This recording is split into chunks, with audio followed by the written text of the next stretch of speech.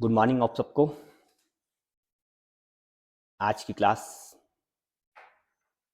कल से आगे हम लोग लेकर चलेंगे और हम सभी लोगों ने ये तय किया है कि लोकतंत्र को समझ कर रहेंगे।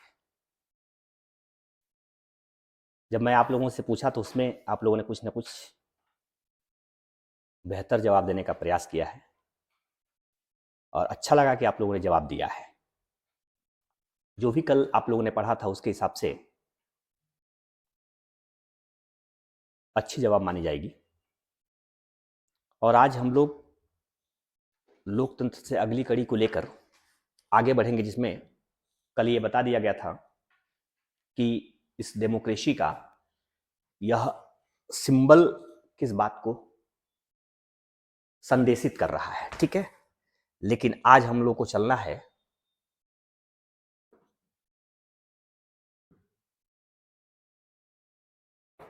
लोकतंत्र के प्रमुख तत्व, की एलिमेंट्स ऑफ डेमोक्रेसी। लोकतंत्र के प्रमुख तत्व को हम लोग पढ़ना है। ठीक है, अब तत्व का मतलब आप लोग की से इंडिकेट कर रहे होंगे कि जैसे आपके अंदर भी कुछ ऐसे तत्व हैं जिसके कारण एक मानव के रूप में आप जीवित हैं। उसके होने से आपकी जिंदगी है और उसके न होने से आपकी जिंदगी नहीं है, मूल रूप से। ठीक उस प्रकार से हर सिस्टम का एक अपना तत्व होता है। वो सिस्टम उस अपने तत्व पर रुका हुआ होता है, मजबूती से खड़ा हुआ रहता है। हम जब लोकतंत्र की बात करते हैं जहां पे जनता की शासन है, तो इस लोकतंत्र को भी टिकने के लिए कुछ बेस की जरूरत है, कुछ आधार की जरूरत है। उसके अभाव में हम कह सकते हैं कि लोकतंत्र की कल्पना नहीं की जा सकती है। मतलब वो है तो लोकतंत्र है।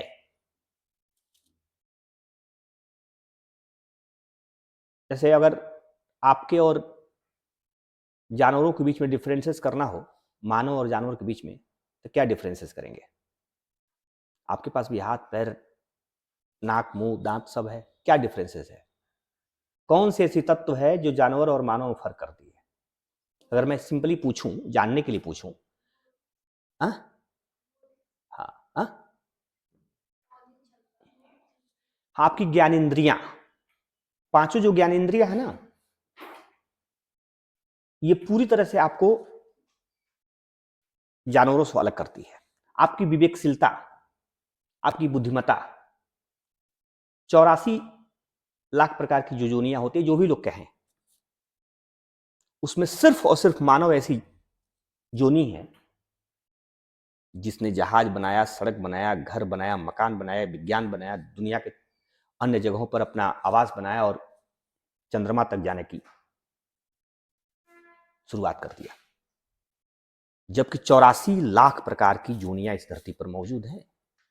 हर प्रकार के जानवर, हर प्रकार के पशु, हर प्रकार की पक्षियां, हर प्रकार के कीड़े मकोड़े, आपसे बड़े बड़े जीव, जिसमें हाथी हो गया, घोड़े हो गए, शेर हो गया, व्हेल हो गए, ये सब कुछ थे।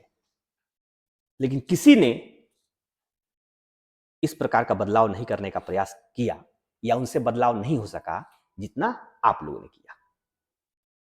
तो आपका मूल तत्व क्या हो गया? आपकी बुद्धिमत्ता हो गई, आपकी विवेकशीलता हो गई, आपका ज्ञानेंद्रियां हो गई। अगर वो नहीं है तो फिर क्या है? जैसे आपने कभी किसी को गुस्से में कहा है कि जानवर जैसा व्यवहार करता है, कहा हो तो ठीक है, नहीं कहा हो सकता है कि कभी कह दें आप। क्यों ऐसा कहते हैं? क्योंकि उसके अंदर मानवीयता नहीं दिखती है, मानव के गुण नहीं दिखते हैं। आप लोग कहें लग रहा, बड़ा मुस्कुरा रहे हैं। Oh my God. अभी इसको नहीं कहेंगे आप। ओह नहीं नहीं नहीं, ऐसा नहीं हो सकता।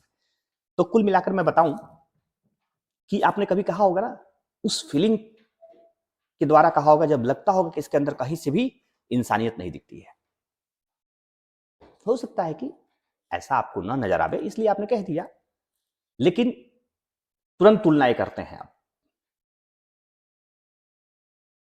तो किसी भी चीज का एक तत्व होता है जिस पर वो टिका होता है। अब अगर डेमोक्रेसी की बात किया जाए तो पहले तो डेमोक्रेसी केवल भारत में नहीं है, दुनिया के 100 से अधिक ऐसे देश हैं जो फुल्ली डेमोक्रेसी पे डिपेंडेड है।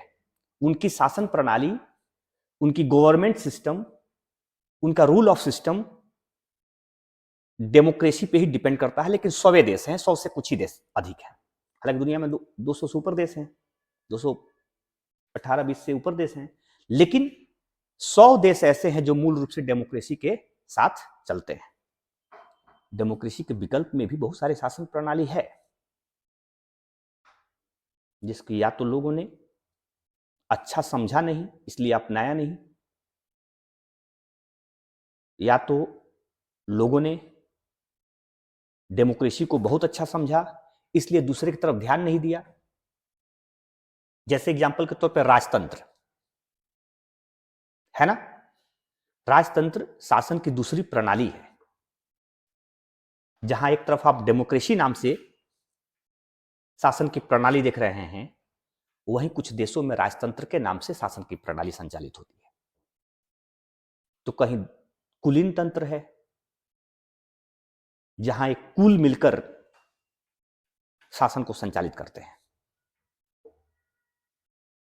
कुछ लोगों का समूह, धनिक लोगों का समूह हो सकता है, ताकतवर लोगों का समूह हो सकता है, एक मजबूत फैमिलियर का समूह हो सकता है, फैमिलियर समूह हो सकता है।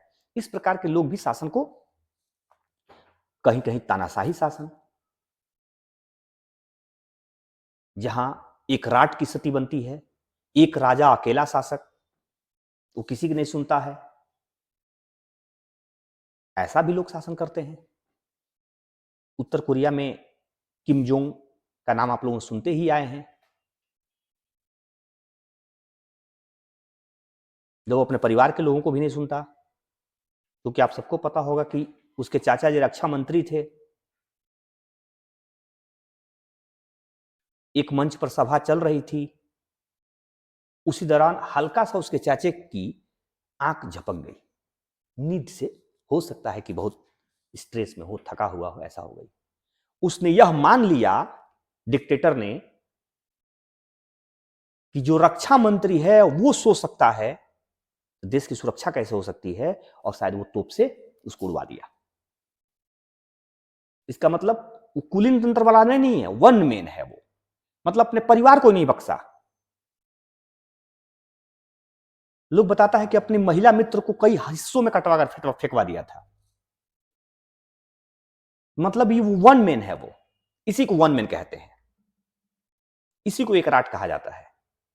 वैसा भी शासन का संचालन लोगों ने देखा है, देख ही रहे हैं आजकल की परिस्थितियों में। हिटलर का नाम आप लोगों ने सुना ही सुना है। तो कहने का मतलब यह हुआ कि हम लोग आज लोकतंत्र के तत्व को समझने का प्रयास करेंगे, भारतीय परिप्रेक्ष्य में समझने का प्रयास करेंगे। तो आप देखने का शुरुआत करें कि पहला जो तत्व है, अब ये क्या करें, सार्वभौम वयस्क मताधिकार का मतलब क्या होता है। पहले तो जान लें कि सार्वभौम वयस्क मताधिकार का मतलब यह है कि जो एडल्ट लोग होंगे जिन्हें वयस्क कहा जाता है, उन्हें मत देने का अधिकार प्राप्त होगा।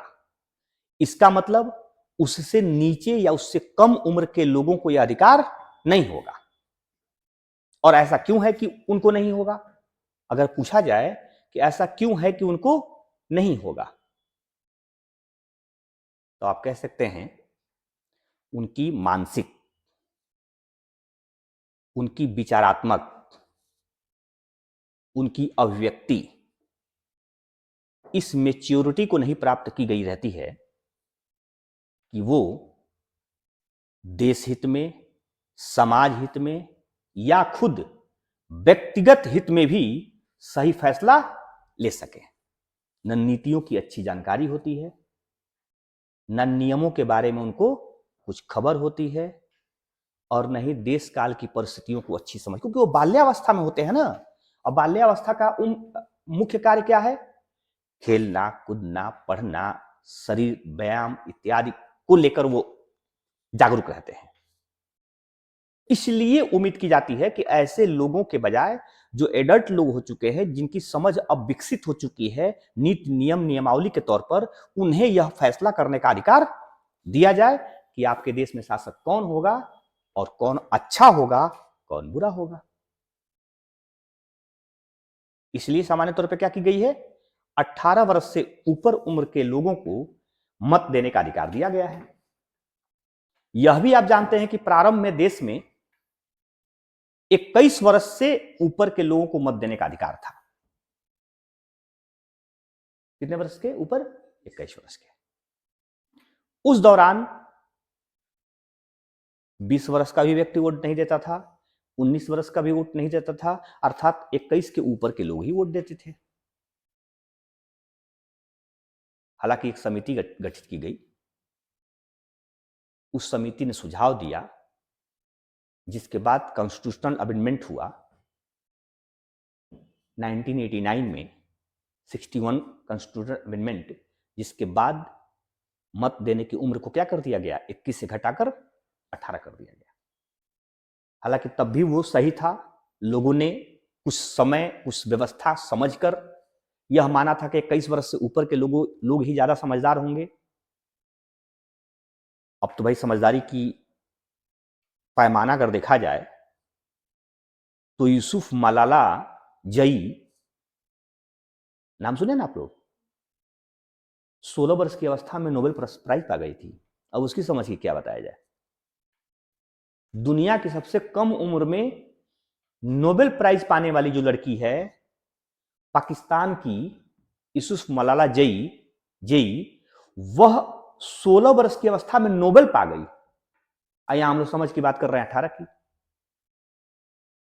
तो मोबाइल की दुनिया ने, टेक्नोलॉजी की दुनिया ने, लोगों के जरूरत और आवश्यकताओं की परिस्थितियों ने लोगों को जल्दी समझदार बना दे रहा है।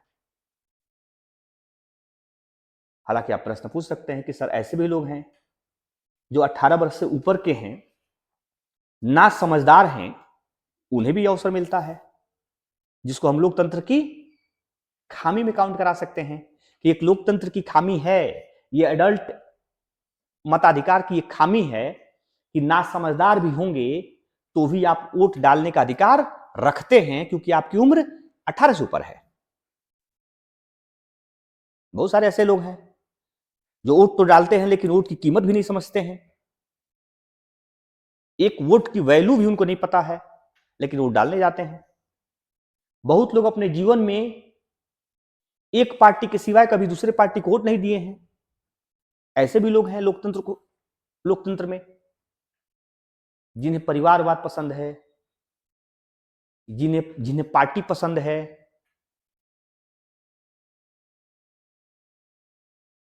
जिन्हें कोई नहीं पसंद है।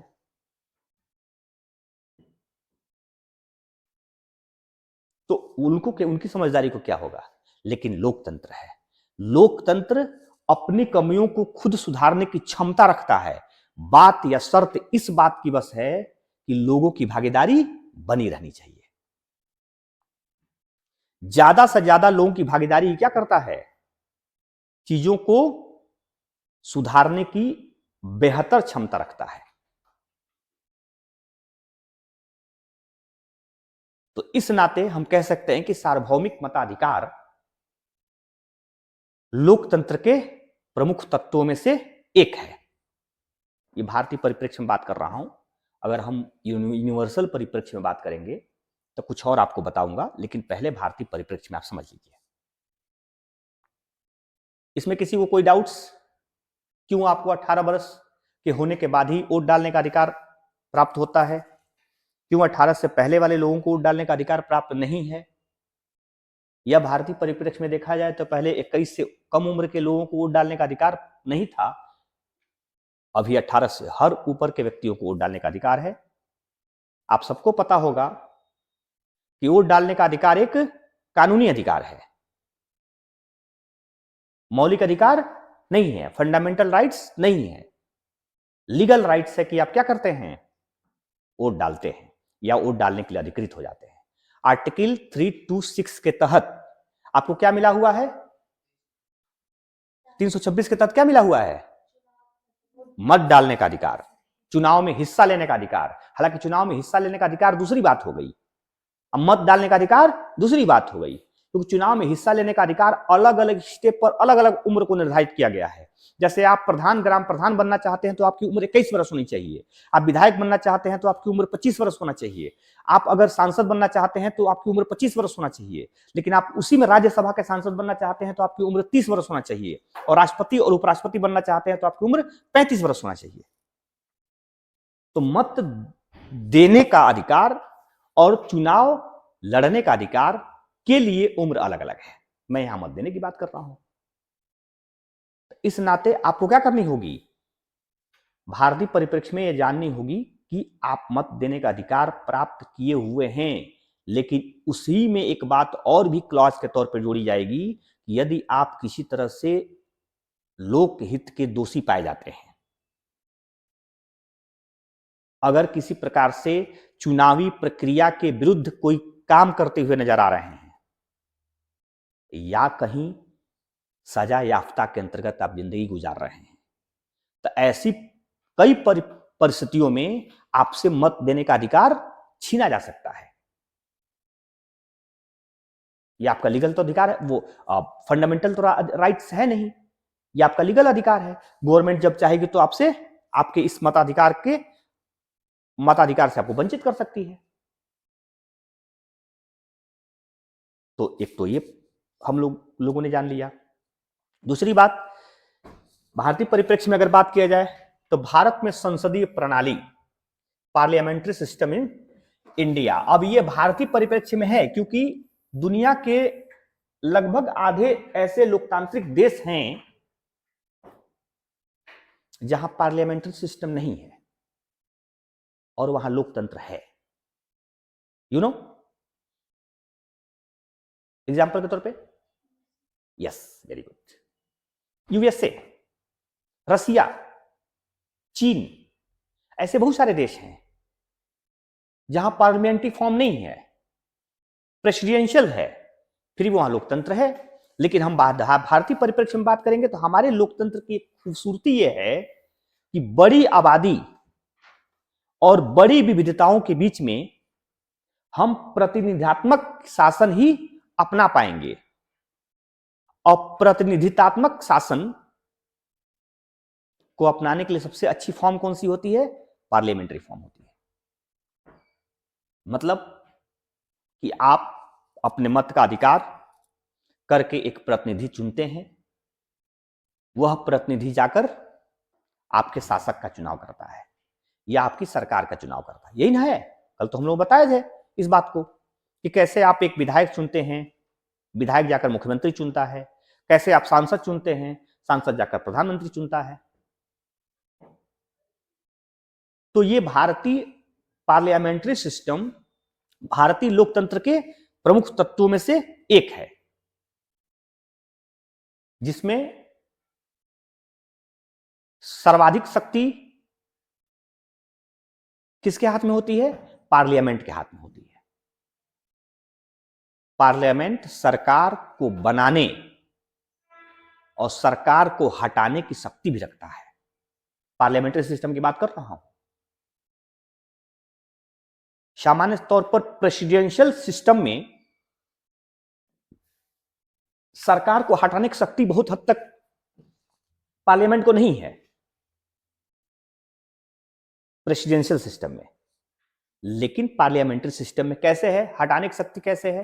अगर मैं पूछूं कि हटाने की शक्ति कैसे कैसे गवर्नमेंट को हटा सकती है पार्लियामेंट, तो कल एक शब्द बोला था कल एक शब्द बोला था, कौन सा? नहीं, कौन शब्द बोला था बताइए? अविश्वास प्रस्ताव। अविश्वास प्रस्ताव वह व्यवस्था है जिसके आने से सरकार में खलबली मच जाती है। लोगों को लगता है कि शायद सरकार बचेगी कि चली जाएगी। तो उस पार्लियामेंट्री सिस्टम में एक अच्छी गुण यह है कि समय समय पर सरकार की समीक्षा करके अगर सरकार में दोष कहीं से पाया जाता हो, सरकार बहुमत में न नजर आती हो, तो इस अवस्था में गवर्नमेंट को हटाने की शक्ति भी पार्लियामेंट रखता है।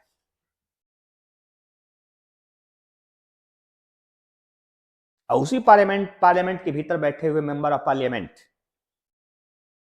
मेंबर ऑफ लोकसभा, फिर दूसरे को सरकार बनाने का अवसर भी दे सकते हैं। आपने देखा होगा कि अटल बिहारी वाजपेयी 1996 में एक बार प्रधानमंत्री बने थे, सिर्फ 13 दिन के लिए। 13 दिन के लिए एक वोट से उनकी सरकार गिर गई थी, सिर्फ एक वोट से। जे जयललिता एक मुख्यमंत्री हुआ करती थी तमिलनाडु की, AIDMK उनकी पार्टी है। उस पार्टी ने शुरुआत में अटल बिहारी वाजपेयी को समर्थन देकर प्रधानमंत्री बनवा दिया था, लेकिन आंतरिक कुछ अनबन की वजह से जब बहुमत साबित करने की बात हुई थी लोकसभा के भीतर, तो उस पार्टी ने क्या कह दिया था कि हम आपको समर्थन नहीं करेंगे। अटल बिहारी वाजपेयी ये भाप कर क्या किए थे, त्यागपत्र देकर गवर्नमेंट से अलग हो गए थे। मतलब सबसे कम दिनों की सरकार चलाने का इतिहास उनके नाम से है। फिर सेकेंड टाइम बने 98 वगैरह में, तो 13 ही महीने की सरकार चली थी, वो भी सरकार कंप्लीट नहीं हुई थी। फिर जाकर एक चुनाव हुआ 99 में, और तब 5 साल की सरकार चला पाए थे। हालांकि पूरी सरकार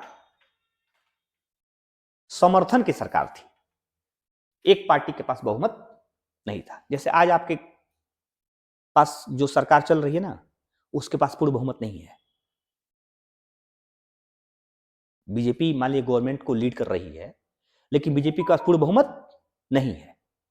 वो अगर अपने सहयोगी दलों का साथ नहीं लेती तो शायद इसी बार वो प्रधानमंत्री नहीं बन पाते, क्योंकि गवर्नमेंट ने उन्हें मेजोरिटी नहीं दिया था, मतलब पब्लिक ने मेजोरिटी नहीं दिया था, जिसकी वजह से वो सरकार में नहीं होते। लेकिन कोलिजियम बहुत सारे लोगों ने उनको सपोर्ट कर दिया, बहुत सारे दलों ने सपोर्ट कर दिया, जिसके बाद वो गवर्नमेंट में है, अच्छी खासी गवर्नमेंट चल रही है। तो कहने का मतलब कि पार्लियामेंट्री सिस्टम क्या कर रहा है, हमको अवसर दे रहा है लोकतंत्र में सरकार के ऊपर अंकुश रखने का, लोकतंत्र में सरकार की समीक्षा करने का, लोकतंत्र में सरकार को हटाने और सरकार को लाने का। इसलिए हमारे लोकतंत्र की क्या है, मुख्य रूप से ये प्रमुख तत्व है, प्रमुख तत्व है। ठीक है, नेक्स्ट देखते हैं क्या कह रहा है। नेक्स्ट है मौलिक अधिकार और राज्य के नीति निर्देशक तत्व। फंडामेंटल राइट्स के बारे में आप लोगों ने अभी हालांकि पढ़ा नहीं है, and directive principle of state policy, DPSP इसको कहते हैं। अब ये कैसे आपके लोकतंत्र में, डेमोक्रेसी में मूल तत्व की भूमिका निभाता है। फंडामेंटल राइट्स क्या है, अगर पूछा जाए फंडामेंटल राइट्स क्या है, क्या कहेंगे?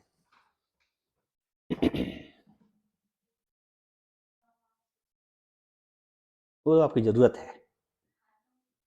फंडामेंटल राइट्स का मतलब यह होता है कि आप व्यक्तिगत विकास का अवसर प्राप्त करते हैं। फंडामेंटल राइट्स का मतलब यह होता है कि आप स्वतंत्र हैं, आपकी समानता बनी हुई है, आपकी इच्छाओं की अभिव्यक्ति का पूरी तरह से प्रोटेक्शन है, और गवर्नमेंट भी चाहकर आपके साथ कोई ज्यादती नहीं कर सकती है, क्योंकि यही फंडामेंटल राइट्स आपको बचाव करता है, आपकी सुरक्षा की गारंटी देता है।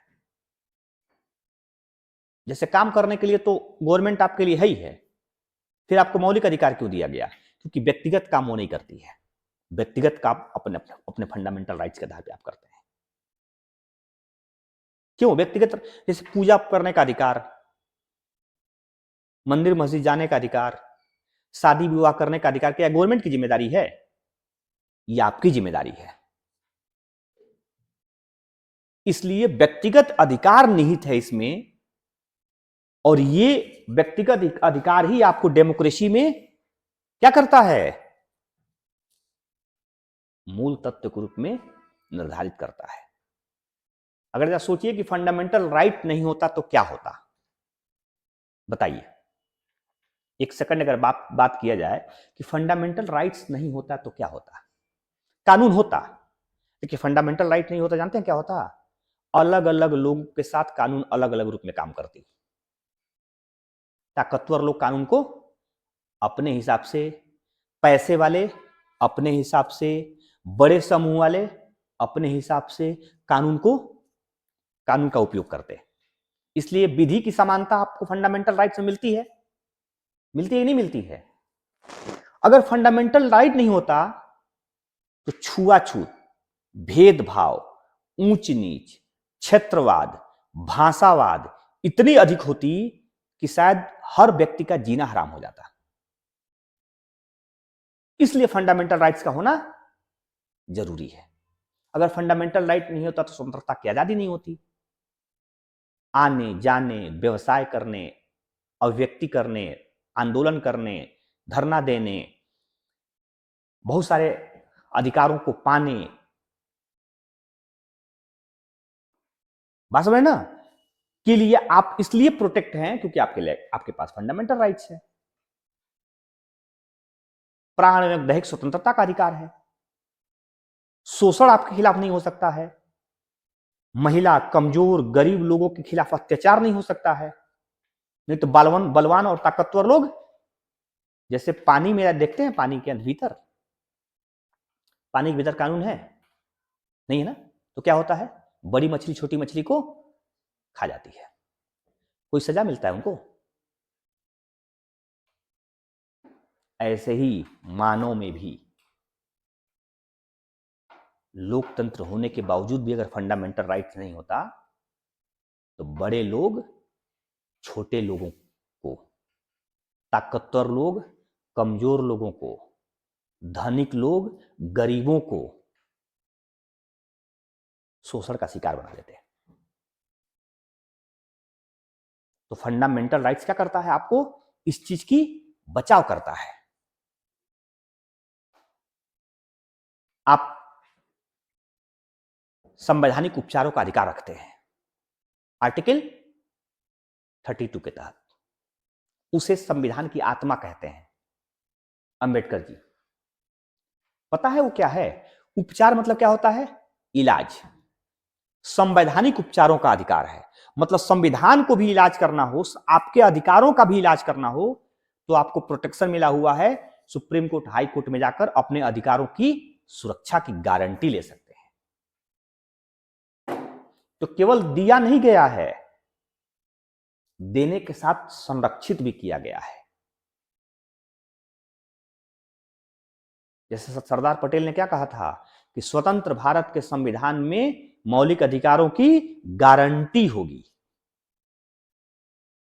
जब हमारे देश की स्वतंत्रता होगी, उस स्वतंत्र भारत का जब संविधान बनेगा तो उसमें क्या होगा? फंडामेंटल राइट्स की गारंटी होगी। गारंटी।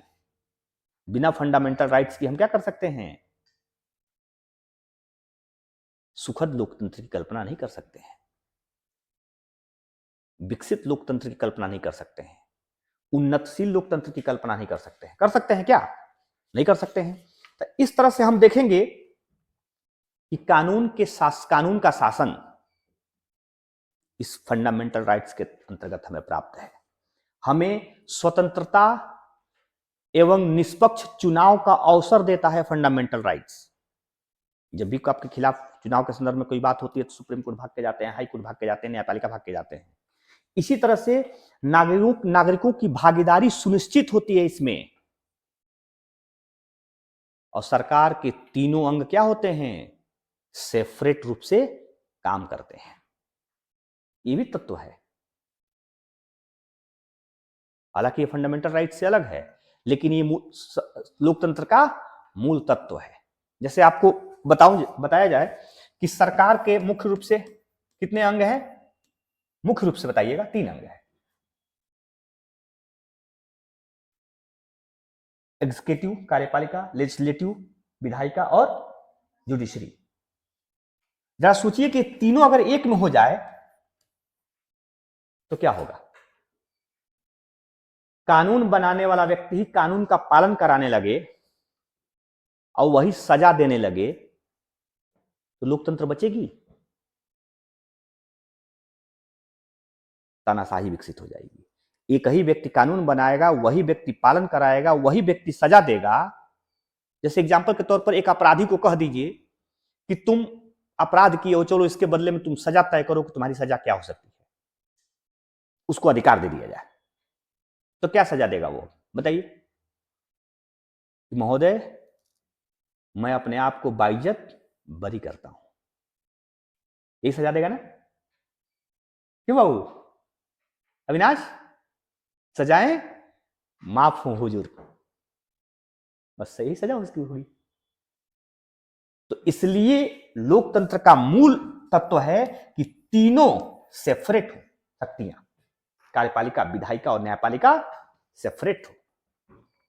ये लोकतंत्र का मूल तत्व है। फंडामेंटल के साथ एक और जोड़ा गया है, डीपीएसपी, राज्य के नीति निर्देशक तत्व। अब राज्य के नीति निर्देशक तत्व क्या है और किस बात की गारंटी देता है? हालांकि गारंटी तो नहीं देता है, लेकिन उम्मीद बहुत बड़ा देता है। अब जीने की जब उम्मीद मिलती है ना, तो लोग ऐसे ही ताकतवर हो जाते हैं।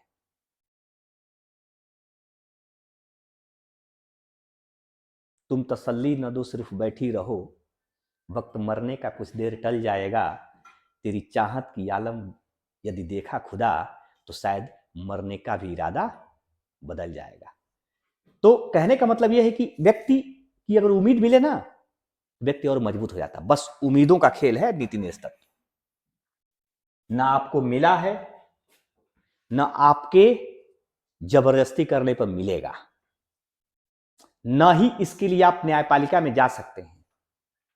फिर भी एक ऐसा उम्मीद आपको दे रहा है संविधान, जिसके बदले आप लोकतंत्र को स्वीकार कर लेंगे। क्यों? जिसके बदले लोकतंत्र को आप स्वीकार कर लेंगे। और कैसे स्वीकार कर लेंगे?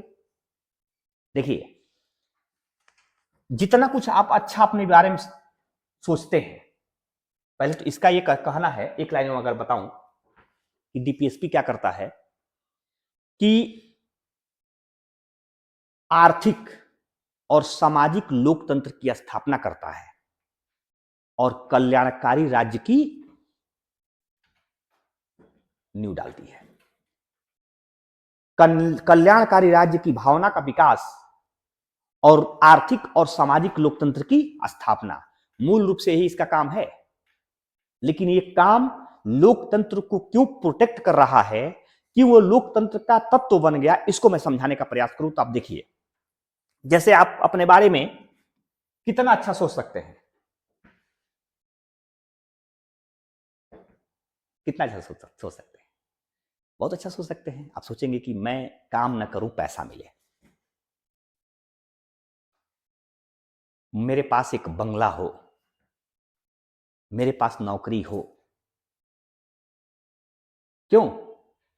कानून के नजर में बहुत बराबर का फीलिंग करूं। जैसे आज कानून डिफरेंट लोगों के लिए, इसलिए तो एक समान नागरिक संहिता लाने का प्रयास हो रहा है। महिला पुरुष के बीच में समानता हो, मतलब जितनी अच्छी चीजें आप सोच सकते हैं, ऐसा बताया जाता है कि उस सभी अच्छी चीजें क्या है, डीपीएसपी में रखी गई है। जब आर्टिकल 36 से लेकर आर्टिकल 51 तक पढ़ेंगे ना, तो बहुत अच्छी अच्छी चीजें आपको मिलेगी। पर्यावरण का संरक्षण हो,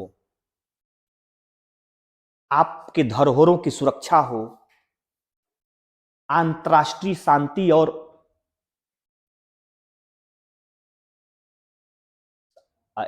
युद्ध विहीनता की स्थिति बनी रहे, महिलाओं को प्रोटेक्शन मिले,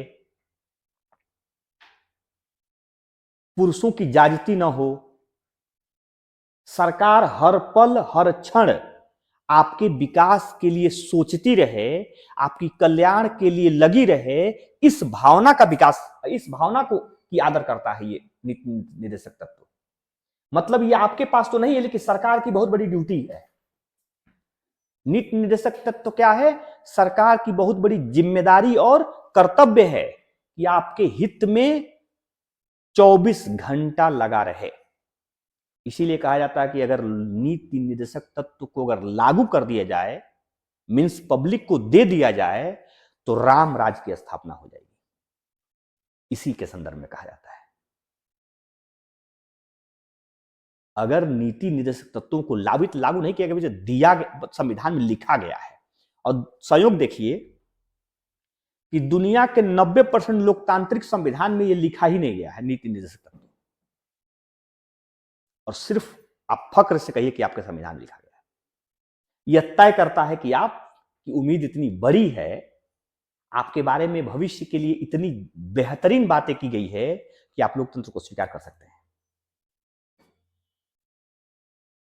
जैसे मैं कहूं कि आप गरीबी से तंग आ गए हो और मरना चाहते हो, मान लीजिए आप ऐसा करना चाहते हो, अब मैं कह दूं कि ऐसा करो यार, तुम चिंता मत करो, तुम्हें 5 साल के बाद 5 करोड़ रुपए का मैं मालिक बना दूंगा।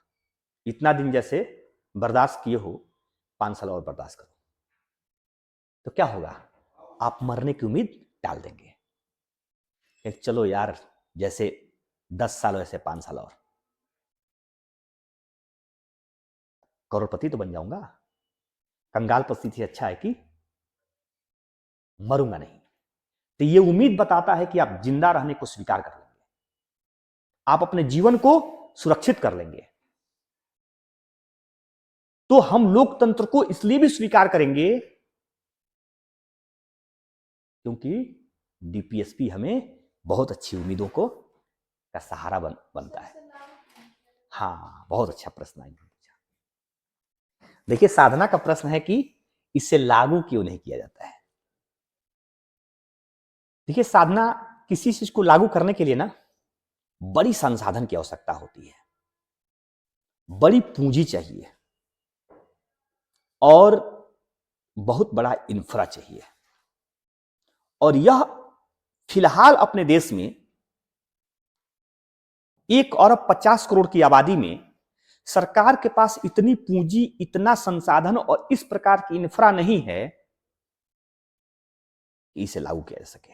जैसे एग्जांपल बता रहा हूं, एक आर्टिकल 45 में था 6 से 14 वर्ष के बच्चों को फ्री और निःशुल्क शिक्षा उपलब्ध कराई जाए, था ना? अब फंडामेंटल राइट में हो गया है 21 में। 2002 से पहले 86 कॉन्स्टिट्यूशनल अमेंडमेंट 2002 के पहले यह सिर्फ डीपीएसपी में था, फंडामेंटल राइट्स में नहीं था। गारंटी नहीं थी, सरकार आपको फ्री देगी तो ठीक है, निःशुल्क देगी तो ठीक है, नहीं तो आप इंतजार करिए, पैसा देकर पढ़िए। लेकिन अटल बिहारी वाजपेयी की सरकार ने इसे पारित करके और फंडामेंटल राइट्स के बजाय, डीपीएसपी के बजाय फंडामेंटल राइट्स में डाल दिया।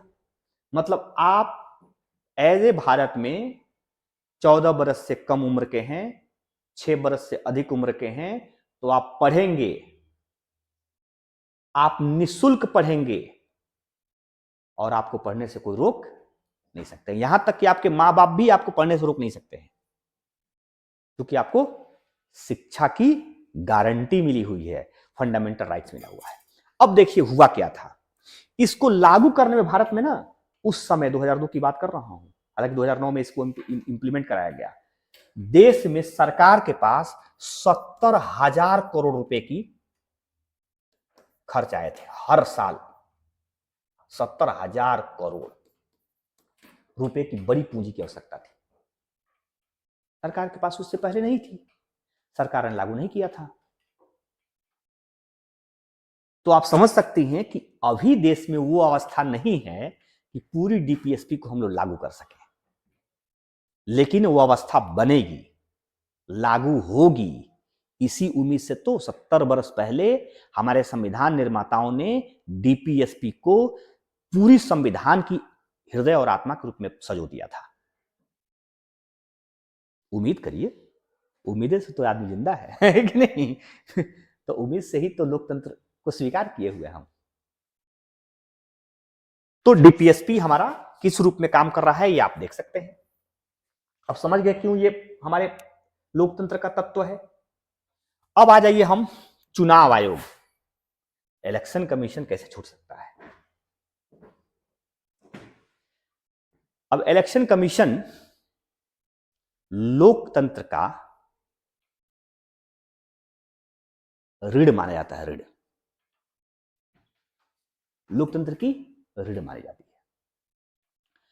जैसे आपके रीढ़ के साथ क्या है, आपके शरीर के रीढ़ के साथ क्या है, पूरा शरीर का स्ट्रक्चर उस पर टिका हुआ है, टिका हुआ है ना। लोकतंत्र की रीढ़ क्या है, चुनाव आयोग है। चुनाव आयोग आपको अवसर देता है कि आप लोकतंत्र में अपने मत का उपयोग करते हुए सरकार के अच्छे और बुरे होने का फैसला कर सकें। चुनाव यह तय करता है कि सभी लोग मतदान के लिए योग्य हैं और अवसर पाएंगे। चुनाव आयोग ये भी तय करता है कि चाहे आप ताकतवर हों, चाहे कमजोर हों, चाहे पैसे वाले हों, चाहे गरीब हों, आपके पास एक ही मत का अधिकार है, अर्थात वन मैन वन वोट। यह चुनाव आयोग तय करता है। चुनाव आयोग यह भी तय करता है कि चुनाव के दौरान चुनाव आचार संहिता का कोई उल्लंघन न करे। शायद हो सकता है कि आपके ही समय में जब चुनाव होता था 10-15 साल पहले, सारी दीवारें पंपलेट से पट जाती थी, गोद से चिपका चिपका अपने नाम से नेताजी नेताजी करके पट जाती थी। आज चुनाव होते हैं, कहीं पंपलेट पटते हुए देखते हैं किसी दीवार पर? दिल्ली में बैठा हुआ चुनाव आयोग, दिल्ली में बैठा हुआ चुनाव आयोग हर चुनाव लड़ने वाले लोगों पर पैनी नजर रखता है कि उनकी हिम्मत नहीं कि पोस्टर चिपका दे दीवार पर, चुनाव आचार संहिता का उल्लंघन हो जाएगा। उनकी यह हिम्मत नहीं है कि 4 गाड़ी कह दिए कि मैं चलवाऊंगा तो 5वां गाड़ी चलवा देंगे। चोरी छुपे तो कुछ भी कर सकते हैं, लेकिन ये चुनाव आयोग तय करता है कि आपको चुनाव के दौरान क्या करना है।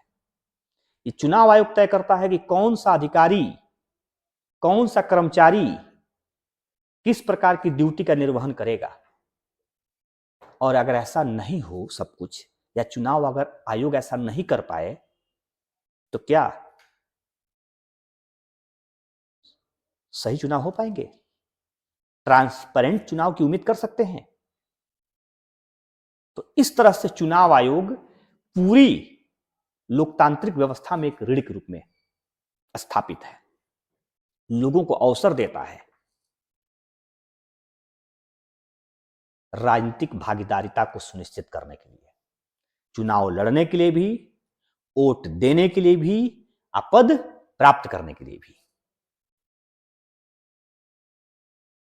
तो इस प्रकार से हमारा चुनाव आयोग, इलेक्शन कमीशन, हमें सिर्फ वोट की भागीदारी सुनिश्चित नहीं कराता है, हमें पद और प्रतिष्ठा पाने का भी अवसर देता है। आपने टीएन सेशन का नाम सुना होगा, शायद नहीं सुने होंगे आप लोग, क्योंकि आपके जमाने में नहीं थे, मेरे जमाने में नहीं थे, लेकिन वो एक जमाना था कि तो थे। 1990 के बाद 1993-92 के समथिंग में एक चुनाव आयोग आया जिसका नाम था टीएन सेशन, मुख्य चुनाव आयुक्त भी बने वो। जब वो पहली बार चुनाव आयोग के रूप में काम करना शुरू किए, तब लोगों को लगा कि चुनाव आयोग नामक एक मजबूत संस्था इस देश में है। पहले क्या होता था कि एक व्यक्ति 5-5 लोगों के नाम पर वोट डालता था। जैसे चाचा जी बंबई में हैं, चाची कलकत्ता में हैं, और बाबा जी सारा ऑटो डाला है। बाबा जी कहाँ जाएंगे, घर पर रहेंगे ना। तो क्या है, उसने बताया कि सबका पहचान पत्र बनेगा। टीएन सेशन के जमाने में चुनाव पहचान पत्र है ना, वो उन्हीं ने ही बनवाया था। उन्होंने ये बताया चाहे व्यक्ति कोई भी ताकतवर हो, वह चुनाव आयोग से अधिक ताकतवर नहीं हो सकता है, उसे भी चुनाव आयोग के नियमों का पालन करना होगा। कंचन, क्या बात है भाई, हंस रही है?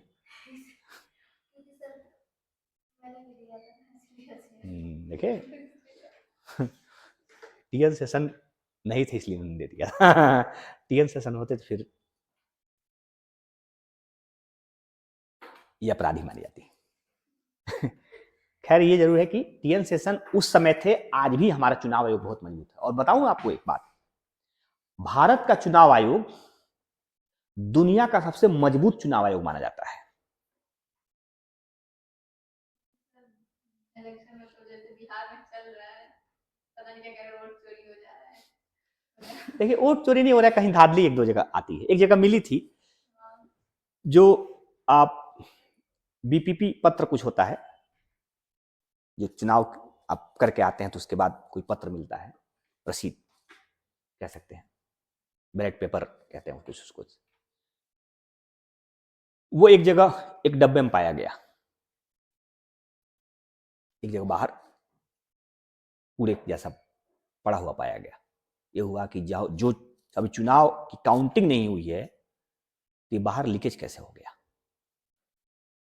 तो वहां क्या हुआ है कि कुछ ऐसे अधिकारी जिनकी समझ नहीं थी, वो कूड़ा समझ कर ले जाकर कर दिए हैं बाहर कि भाई उसका कोई मतलब नहीं है, और अपना पेटी लेके चले गए हैं सब। इस संदर्भ में चुनाव आयोग ने 4 लोगों को बर्खास्त कर दिया है। क्या पावर देखिए, सख्त कार्रवाई किया, जांच लगा दिया है। बताओ ये कैसे हो गया? ट्रेनिंग देने में समस्या आ गई कि कुछ और मामले थे, इसकी जांच करके मुझे बताई जाए, रिपोर्ट दिया जाए, और 14 से पहले रिपोर्ट मुझे थमाया जाए। 14 का काउंटिंग है। अगर लगेगा कि थोड़ा भी अगर कहीं भी गलतियां पाई गई हैं तो क्या किया जाएगा, उस जगह का चुनाव को रद्द कर दिया जाएगा और पुनः चुनाव कराया जाएगा। लेकिन एक और बड़ी बात है, मैं वो भी बताऊंगा आपको।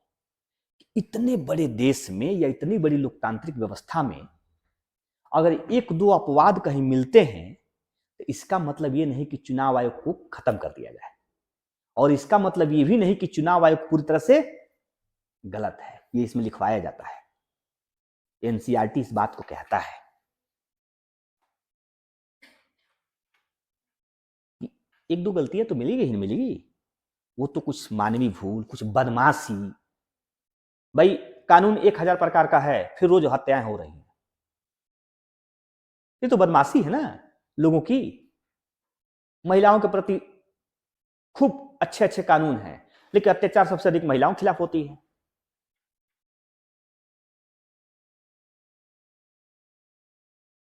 बालकों को किसी प्रकार काम कराने पर रोक है, लेकिन ज्यादातर रेस्टोरेंट में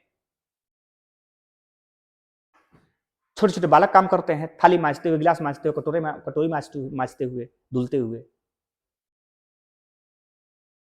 तो अपवाद उसमें भी है। आप पूरी तरह से तो बहुत अच्छी व्यवस्था नहीं है, लेकिन इतनी अच्छी है कि दुनिया में सबसे अच्छी मानी जाती है। तो ये चुनाव आयोग के रूप में प्रमुख तत्व हमको प्राप्त है। यहां तक कितने ऐसे लोग हैं जो इस बात को समझ गए कि हमें इसके तत्वों के बारे में जानना होगा, और तत्व के बारे में जो एक्सेस बताना है वो भी मैं आपको बताते चलूं कि चुनाव आयोग का, अब लोकतंत्र का ये भी तत्व है कि जन भागीदारी होनी चाहिए। जब तक जनता ही भागीदार नहीं होगी तो लोकतंत्र किस बात की। जन भागीदारी अधिक से अधिक हो, ये चुनाव के रूप में अवसर और उत्सव देता है।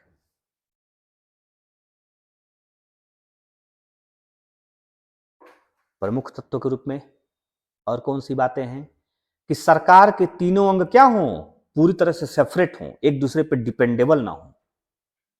ये लोकतंत्र में होना ही होगा, वरना लोकतंत्र बचाया नहीं जा सकता है।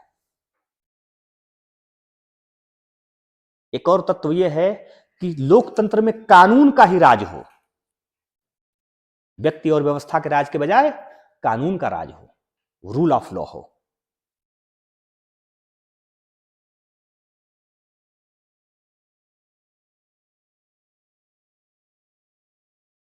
एक तत्व यह भी है कि सरकार जनता के प्रति जिम्मेदार हो।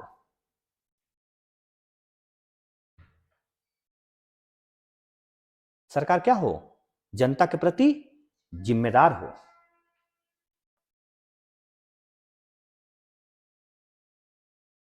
और एक और तत्व यह है कि जनता को हर परिस्थिति में अपने स्वतंत्र फैसले लेने का अधिकार हो। हर परिस्थिति में अपने स्वतंत्र फैसले लेने का अधिकार हो। ये सभी एक तरह से लोकतंत्र की तत्व को परिभाषित करती। इसके बिना या इसके अभाव में शासन का तंत्र जो लोकतंत्र कह रहे हैं ना, वो तुरंत बदल जाएगा।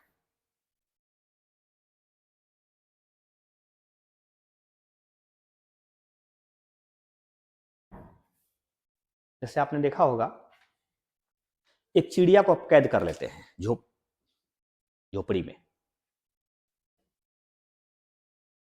उसको दूध भात देते हैं, खूब अच्छी अच्छी खाना देते हैं, उसको खूब नहलवाते धुलवाते सब करिए, और सिर्फ एक दिन क्या करिए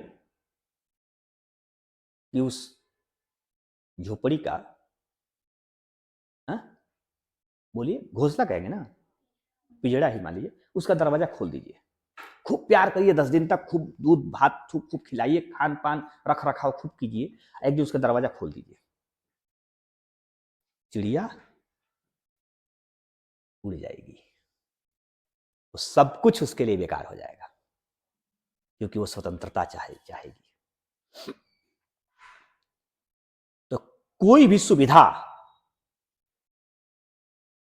कोई भी अवसर,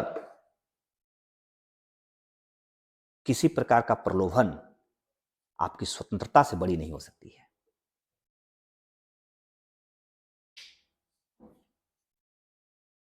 क्यों? हो सकती है क्या? 2, 3 या 4 दिन लगेगा, उसके बाद पुनः वो स्वतंत्रता की मांग करने लगेगा। तो इसीलिए मैं बता सकता हूं कि ये सभी बातें, आपके अभिव्यक्ति, आपका विचार, आपकी स्वतंत्रता, आपके रूल ऑफ लॉ, ये सब कुछ लोकतंत्र के प्रमुख तत्व के रूप में है। लेकिन काउंट कराने के लिए मैं 2-4 बातों का उल्लेख कर दिया। आप अपने तरफ से इस बात का उल्लेख कर सकते हैं। जब इस बात की समझ का अवसर मिलेगा आपको, तो चाहे तो आप इस तरह की बातें लिख सकते हैं। अब आ जाइए हम लोग एक प्रश्न की तरफ, हम आपका ध्यान आकर्षित करा रहे हैं। क्वेश्चन क्या है? क्या केवल चुनावों की प्रणाली ही लोकतंत्र की गारंटी देता? आप तो मुझे लग रहा है इसी बात से आप बता सकते हैं। इतना पढ़ने के बाद आपको पता चल गया होगा, क्या चुनाव की गारंटी, चुनाव की प्रणाली लोकतंत्र की गारंटी दे सकता है? बताइए।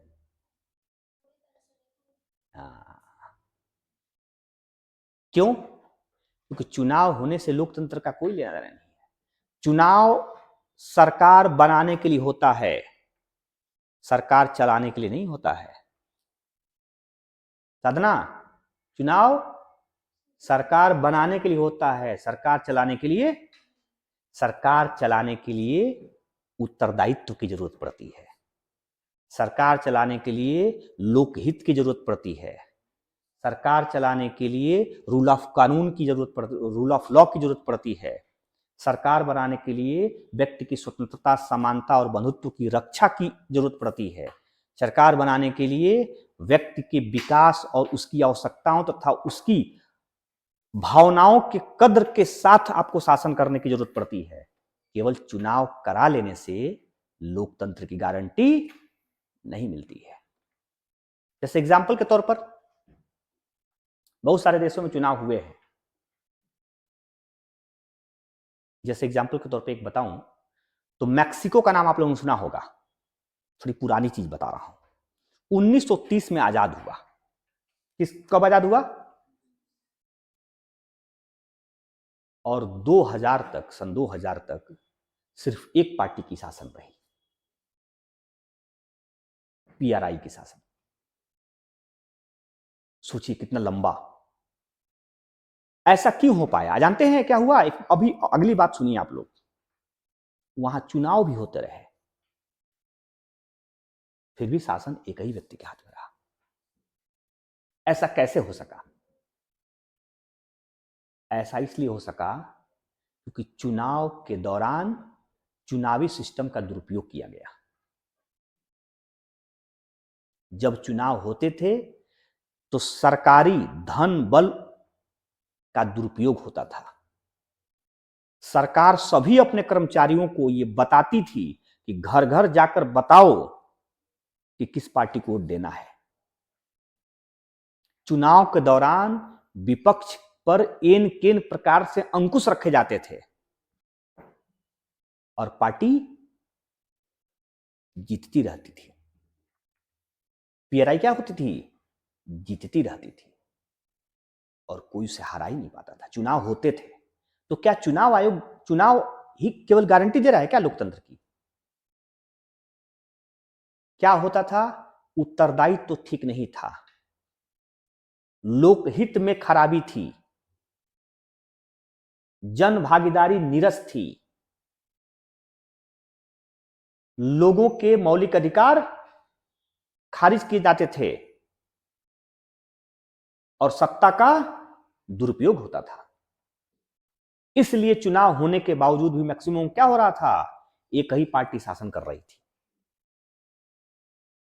जिम्बाब्वे का मैं एग्जांपल दे रहा हूं। जिम्बाब्वे में रॉबर्ट मुगाबे एक राष्ट्रपति हुआ करते थे। 1980 में गोरों के खिलाफ लड़ाई लड़ते हुए रॉबर्ट मुगाबे की पार्टी जानू पीएफ ने स्वतंत्रता प्राप्त की। जिम्बाब्वे में 1980 में स्वतंत्र होने के बाद भी 2017 तक एक ही पार्टी की शासन रही। इसका मतलब कि शासक लोकप्रिय भी हो और चुनाव भी होते हो तो भी गलती करने की उम्मीद बहुत बाकी रहती है। जैसे लोकप्रिय नेता हो गया हो, खूब जनता उसे मान रही हो और वो अपने सिस्टम को गलत तरीके से एडाप्ट करा रहा हो, जनता को पता नहीं चल पा रही हो। जैसे इस समय हमारे प्रधानमंत्री के ऊपर क्या लग रहा है कि प्रधानमंत्री वोट की चोरी करते हैं। लोकप्रियता है, लगातार शासक भी बने हुए हैं। हो सके अगर ऐसा करते हो तो लोकप्रियता होने के बावजूद भी गलत हथकंडों का उपयोग करके अगर शासन करेंगे तो लोकतंत्र नहीं माना जाएगा। हालांकि मैं ऐसा नहीं कर रहा हूं, कह रहा हूं कि वो कर रहे हैं।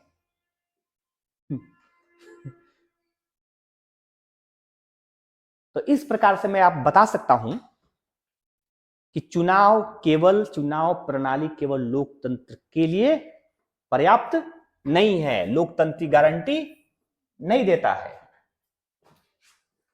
आपने देखा होगा कि बहुत सारी ऐसी परिस्थितियां होती हैं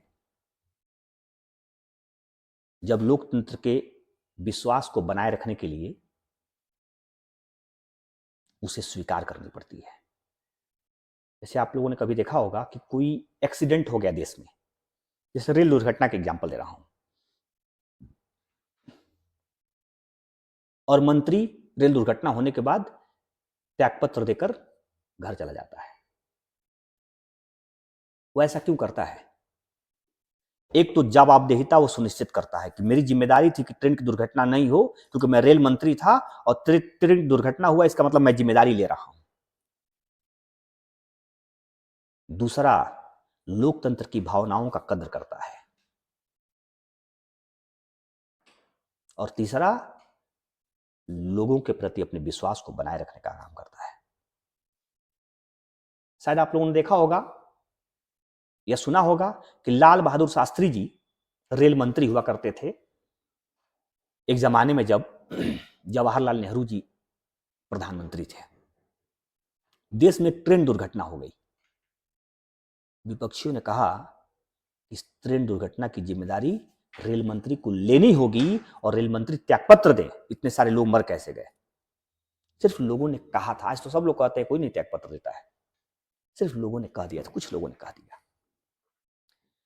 लाल बहादुर शास्त्री जी अपने सरकारी आवास से निकले, क्या लेकर बताऊं?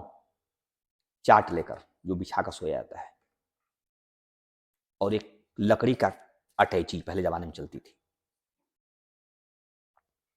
जब देखा उनका ड्राइवर कि भाई मंत्री जी निकल रहे हैं, तुरंत गाड़ी से उतरा, फाटक खोला, कहा कि सर, गया पकड़ने बैग, कहा कि नहीं मैं आज ऑटो पकड़ के जाऊंगा। कहा कि सर मंत्री सर ये कैसे?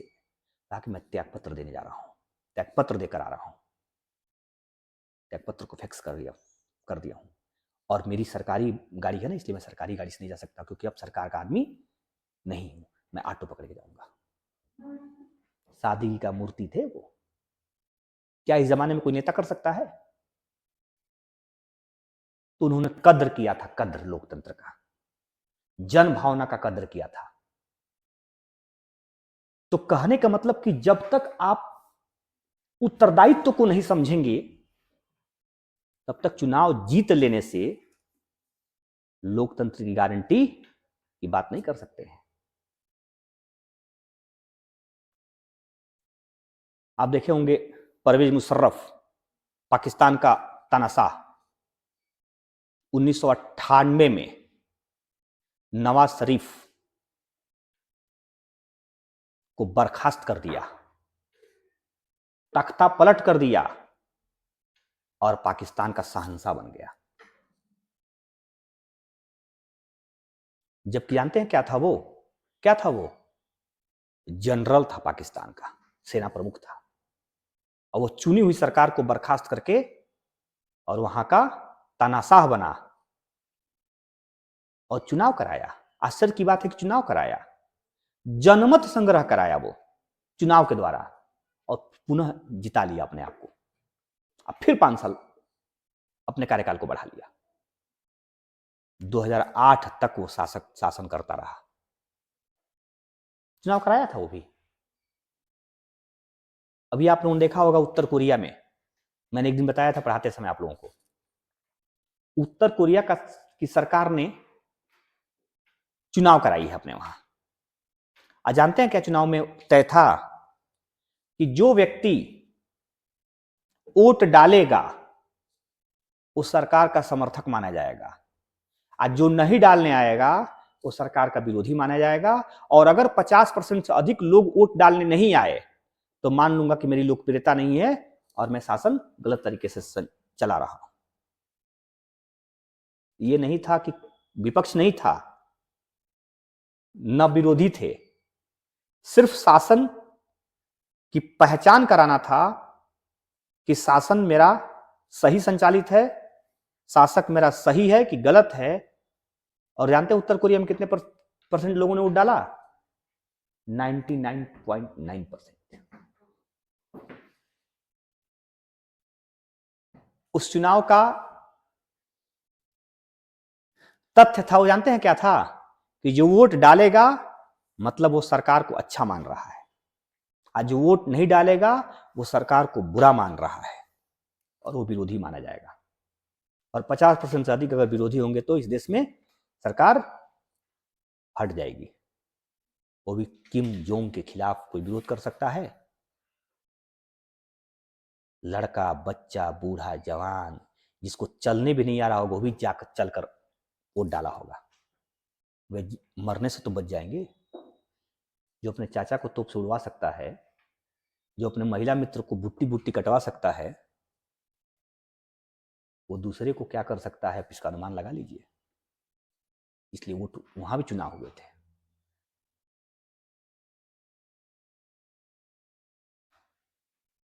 इसी प्रकार से चुनाव क्यूबा में, इसी प्रकार से चुनाव चाइना में। आप चाइना के राष्ट्रपति का नाम सुने होंगे, शी जिनपिंग साहब। आजीवन के लिए राष्ट्रपति बन गए। जय हो लोकतंत्र। और वहां एक दल है, एक संसद का सदन है, और एक ही व्यक्ति को चुनना है।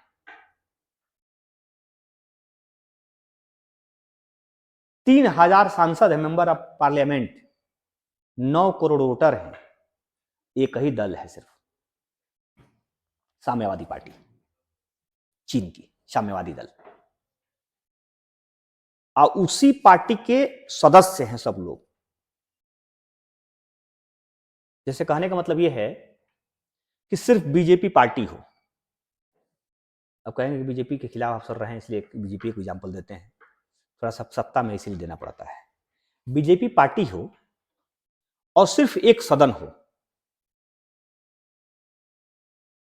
और उस पार्टी, उस सदन में केवल बीजेपी के ही सांसद हों, और सभी बीजेपी के लोग मिलकर देश का राष्ट्रपति चुने, तो कौन चुना जाएगा? बीजेपी वाला ही चुना जाएगा। किसी दूसरे का मौका मिलेगा? और कितने वोटर होंगे? 9 करोड़ जो बीजेपी का वोटर है। इसे लोकतंत्र कहेंगे? इसे ये लोकतंत्र है? अंग्रेज कांग्रेस सपा बसपा सब खेत खलिहान में चले जाएंगे। लोकतंत्र, इसे लोकतंत्र कहता है चाइना। चुनाव होते हैं, वहां भी चुनाव होते हैं, लोकतंत्र गारंटी मिलती है क्या? ऐसे बहुत सारे देश हैं जहां पे चुनाव होने के बावजूद भी लोकतंत्र नहीं है, ऐसे कहें हम। तो हम ये बता सकते हैं कि सार्वजनिक राजनीतिक समानता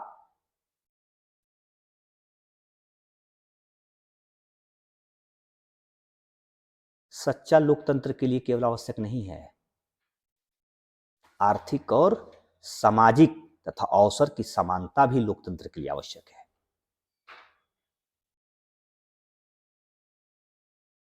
उत्तरदायित्व लोकतंत्र के लिए आवश्यक है। रूल ऑफ लॉ लोकतंत्र के लिए आवश्यक है। लोकहित लोकतंत्र के लिए आवश्यक है। और जनभावना भी लोकतंत्र के लिए आवश्यक है। बहुमत की सरकार लोकतंत्र के लिए आवश्यक है, और विकेंद्रीकृत सरकार लोकतंत्र के लिए आवश्यक है, डिसेंट्रलाइज्ड गवर्नमेंट। तो अब तो कम से कम यह स्पष्ट हो गया आपके दिमाग में, यह तो दिमाग में स्पष्ट हो गया कि केवल चुनाव की प्रणाली हमें लोकतंत्र की गारंटी नहीं दे सकती है। इस पर आप किसी प्रकार से डाउट्स में हैं? प्रतिभा कंचन, सिर हिलाने से नहीं हो जाएगा, हिला लीजिएगा।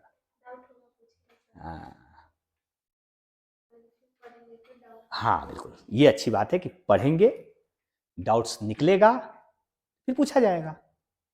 हो सकता है आज एक क्लिक में ना समझ में आ। हाँ बोलिए। जवाबदेहिता मतलब करेक्ट। देखिए, जवाबदेहिता का मतलब ये होता है, रिस्पॉन्सिबल उसको कहा जाता है इंग्लिश में, लेकिन उसका अर्थ मैं समझा रहा हूं। जैसे कहने का मतलब यह है कि आप घर से कहीं जाते हैं, ठीक है, और किसी गार्ड को कह दीजिए कि भाई मेरे घर की रक्षा करना, तुम देखना चोरी ना हो जाए, कोई बात ना हो जाए। अगर चोरी हो गई तो आप किससे पूछते हैं? गार्ड से। क्यों? क्योंकि गार्ड की जवाबदेहिता थी कि मेरे घर में चोरी नहीं होना चाहिए। तो सरकार की जवाबदेहिता जानते हैं क्या है? जनता के प्रति अच्छी भावना रखना, जनता का विकास करना, जनता के बहुमत का आदर करना, जनता को किए गए वादे को पूरा करना। अगर यह नहीं हो पा रहा है तो क्या उस सरकार को आप स्वीकार करेंगे? बिल्कुल नहीं करेंगे, करना भी नहीं चाहिए। तो ऐसी होती है जवाबदेहिता। जिसने जिम्मेदारी लिया है वो रिस्पॉन्सिबल भी अगर हो तो इस प्रकार से जवाबदेहिता तय होती है। कोई प्रश्न? अविनाश, आप भी जैसे प्रतिभा ने अच्छा प्रश्न पूछा, आप भी एक प्रश्न पूछिए।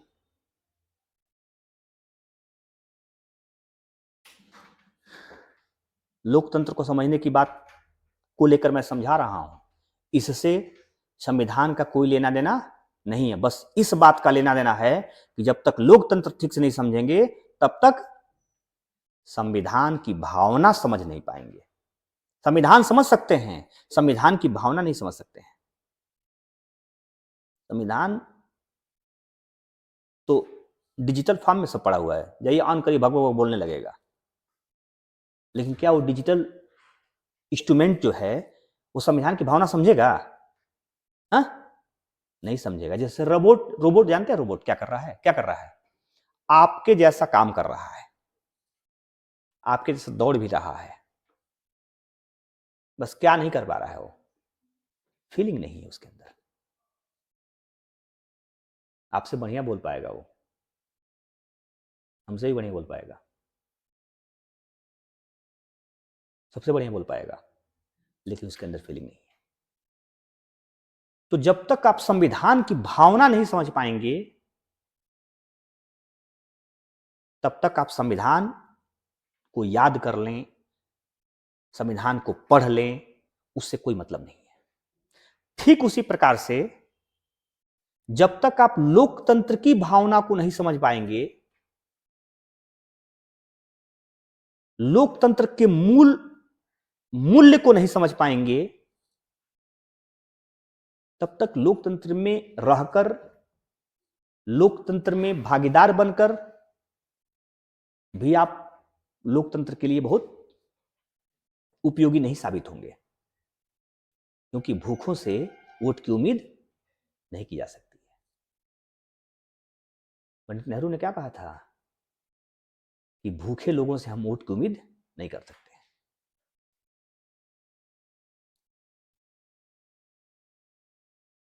तो लोकतंत्र का हिस्सा होने के बावजूद भी लोकतंत्र नहीं समझ पा रहे हैं, तो आप लोकतंत्र की हिसाब से आप फैसला कैसे ले पाएंगे?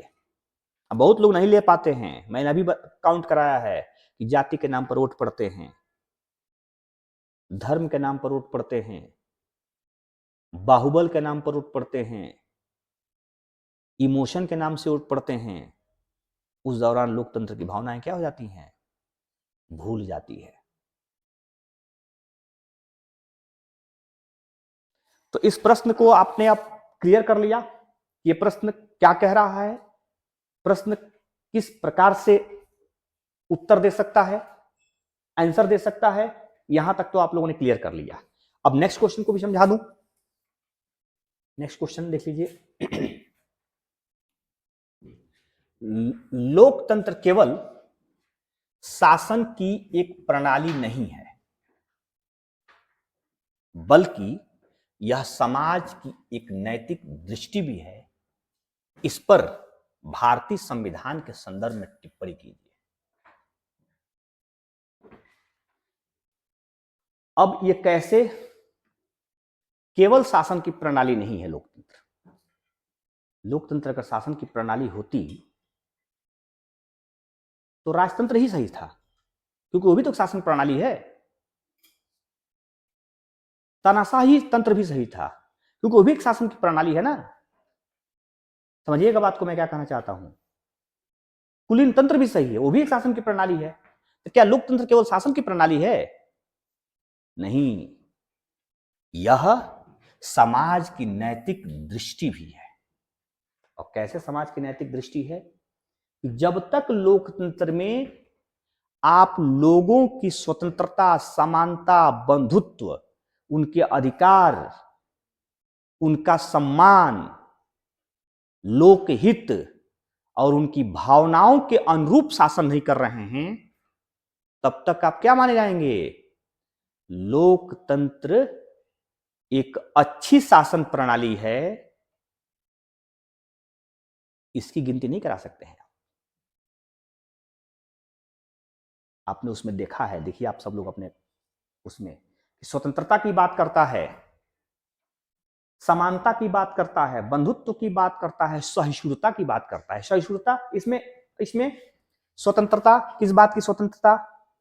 लिखिए, देखिए उसमें आप लोग विचार, अभिव्यक्ति, आस्था और विश्वास की स्वतंत्रता। लोकतंत्र इस बात की गारंटी देता है। क्या राजतंत्र में विचार और अभिव्यक्ति की स्वतंत्रता होती? आस्था और विश्वास का कद्र होता? नहीं होता। वही मैं भी कर रहा हूं। एक ईरान की महिला है, ईरान में महिलाओं की उन्नति और विकास तथा अधिकार की लड़ाई लड़ रही है। नोबेल प्राइज पाई है वो, शांति का नोबेल। पता है 20 से अधिक वर्षों से जेल में है वो, आजीवन कारावास है उसकी। वो चाहती क्या है कि महिलाओं को विचार अभिव्यक्ति और स्वतंत्र विचार अभिव्यक्ति तथा जीवन जीने की आजादी मिले, इक्वलिटी मिल जाए उसे, यही चाहती है ना। लेकिन क्यों ऐसा नहीं हो पा रहा है पता है? क्योंकि हम लोकतंत्र नहीं है। शासन तंत्र है लेकिन लोकतंत्र, शासन तंत्र है ना भाई, वहां भी शासन चल रहा है ना, ईरान में कोई तो शासन कर रहा है, लेकिन शासन तंत्र तो है, लेकिन लोकतंत्र, क्योंकि नैतिक मूल्य का कोई वहां स्थान नहीं है। नैतिक दृष्टिकोण, समाज की जो नैतिक दृष्टि है उसका कोई कद्र नहीं है।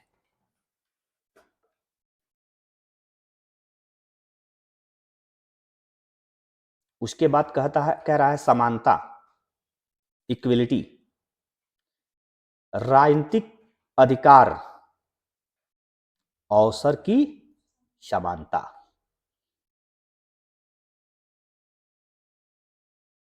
राजतंत्र राजनीतिक अधिकार नहीं देता है। आप कुछ भी हो जाए राजतंत्र में, राजा नहीं बन सकते हैं। राजनीतिक अधिकार है इस देश में, आपको राष्ट्रपति बनने की शक्ति है। क्यों है? क्योंकि देश लोकतांत्रिक है। लोकतंत्र के साथ अच्छी शासन प्रणाली है, तब जाकर इस देश का अंतिम व्यक्ति भी राष्ट्रपति बनने का ख्वाब देख सकता है। भाई द्रौपदी मुर्मू जी हमारे देश की महामहिम कहां से आई हैं? सोचिए। रामनाथ कोविंद कहां से गए थे? क्या अगर राजतंत्र होता तो इन लोगों को कभी, राजा छोड़ दीजिए, कोई मंत्री बनने का अवसर मिलता? राजनीतिक समानता इसलिए है क्योंकि हमारे देश में लोकतांत्रिक व्यवस्था के साथ अच्छी शासन प्रणाली है। उसके बाद कह रहा है कि अवसर की समानता। अवसर की समानता मतलब जो सब कर रहे हैं, जिस अवसर को सब पा रहे हैं, उस अवसर को आप भी पाने के लिए अधिकृत हैं। क्यों नहीं है? बिल्कुल है। खाने पीने, आने जाने, उठने बैठने, घर मकान, व्यवसाय, शादी विवाह इत्यादि करने की स्वतंत्रता है।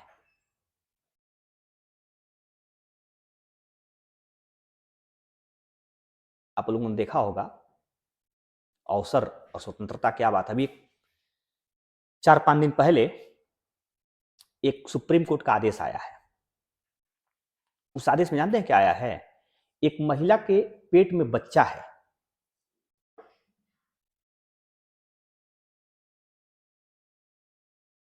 कोर्ट कह रहा है कि इनलीगल बच्चा है, मतलब वो कुछ लोग कह रहे हैं वो महिला बच्चा का जन्म देना नहीं चाहती है, लेकिन कोर्ट ने जानते हैं क्या फैसला किया है कि वह बच्चा का अधिकार है जन्म प्राप्त करना। आपके अधिकारों से वो बच्चे का अधिकार सुनिश्चित नहीं होगा, बच्चा का व्यक्तिगत अधिकार है कि वो जिएगा, इसलिए बच्चे को जन्म देना पड़ेगा। अब सोच लीजिए, यह लोकतंत्र है, यह स्वतंत्रता है, यह अवसर की समानता है। तो कहने का मतलब क्या है कि ये अच्छी शासन प्रणाली और अच्छा लोकतंत्र का एग्जाम्पल है। उसके बाद कह रहा है बंधुत्व। बंधुत्व का मतलब क्या होता है पता है आप लोगों को? सभी नागरिकों के बीच भाईचारा हो, एकता, अखंडता, मानव सम्मान की भावना को सुनिश्चित किया जाए। भाई जहां एकता नहीं है वहां भाईचारा होगी, जहां अखंडता नहीं है वहां भाईचारा होगी, जहां बंधुत्व नहीं है वहां भाईचारा होगी। तो ये सबकी गारंटी देता है लोकतंत्र आपके लिए। एकता बनी रहनी चाहिए। ये अच्छी शासन की अच्छी परिपाटी क्या है कि एकता हो, अखंडता हो और मानव सम्मान की भावना का कद्र हो, सुनिश्चित किया जाए। यह है बंधुत्व। उसके बाद हमारे लोकतंत्र में नैतिक मूल्य क्या कह रहा है? सहिष्णुता। सहिष्णुता को टॉलरेंस कहते हैं। बड़ा अच्छा शब्द है सहिष्णुता, इस पर बड़ा बवाल भी होता रहा है। क्या है सहिष्णुता? विविधता में सहमति। क्या है? का सम्मान होना चाहिए और समरसता के भाव का आधार बना रहना चाहिए। कुल मिलाकर धैर्य और उदारता के साथ विविधता का सम्मान ही सहिष्णुता है। क्या मैं बोला हूं? धैर्य और उदारता के साथ विविधता का सम्मान ही क्या है? सहिष्णुता है, जिसमें दूसरों की भावनाओं का ख्याल तथा कद्र करते हुए अपने साथ उसे जोड़े रखेंगे, समरसता को बनाए रखेंगे, यही तो सहिष्णुता है। और यह सहिष्णुता किस शासन तंत्र में आपको देखने को मिलती है? डेमोक्रेसी में। तो प्रश्न जो कह रहा है उसके हिसाब से क्या है? भारतीय संविधान में लोकतंत्र केवल सत्ता स्थापना तक सीमित नहीं है। अब तो समझ में आ गया कि केवल सत्ता स्थापना तक सीमित नहीं है। सत्ता स्थापना तक होता तो क्या होता?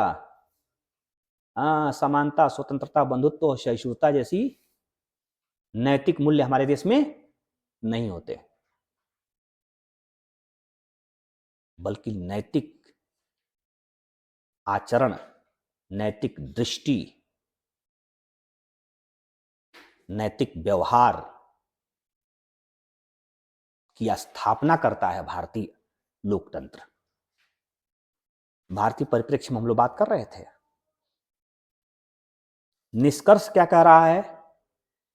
उपयुक्त सभी मूल्य भारतीय संविधान की प्रस्तावना में झलकती है। हम भारत के लोग भारत को संप्रभु, संपन्न, समाजवादी, गणतंत्र, लोकतंत्र की स्थापना करने के लिए, क्यों? यह हमारा प्रस्तावना अपने आप में क्या निर्धारित कर दिया है कि लोकतंत्र केवल शासन की प्रणाली नहीं है, बल्कि जनता को दी जाने वाले अधिकार है।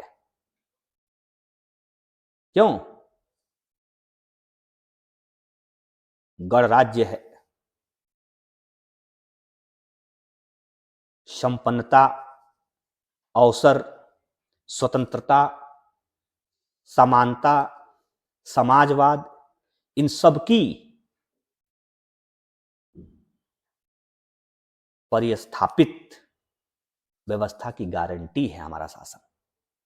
और ये सारी बातें किसमें सुनिश्चित होती है? हमारी प्रस्तावना में सुनिश्चित होती है। वही बात कह रहा है, देखिए उसमें लिखा भी होगा कि केवल एक शासन प्रणाली नहीं बल्कि जीवन जीने की एक पद्धति बताते हैं। इससे स्पष्ट होता है कि भारतीय लोकतंत्र केवल समान शासन की प्रणाली नहीं है बल्कि शासन के साथ प्रगतिशील समाज को अवसर देने की एक व्यवस्था है। भाई कहने का मतलब यह है, प्रगतिशील समाज को अवसर देने का मतलब क्या होता है? जो समाज विकसित होना चाहता है, जो समाज विकास कर रहा है, उसे आप और अवसर दो कि जल्दी से विकास करे। प्रगतिशील समाज को अवसर देने की